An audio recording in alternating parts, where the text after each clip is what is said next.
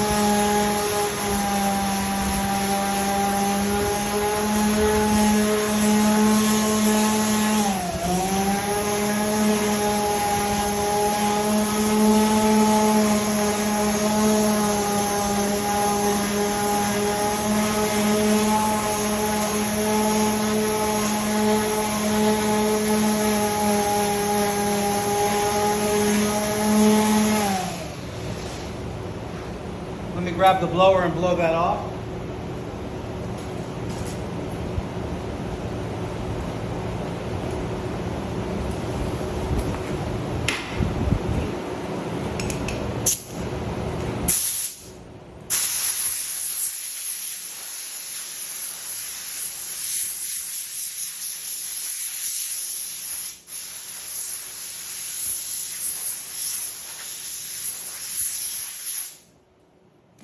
So you see, that's how you do a sign without having to use any ore mask. We did a textured background to make it look like wood. That's PVC. It'll last as long as the pipes in your house do. I will clear coat over top of this. And the last thing we'll do is put in thread certs in the top so they can hang it with hooks.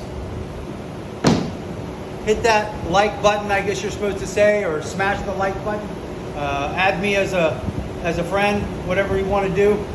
But this way, if I get 1,000 people, we can do this live and I don't have to talk into this machine like I'm making a video. Anyhow, see ya.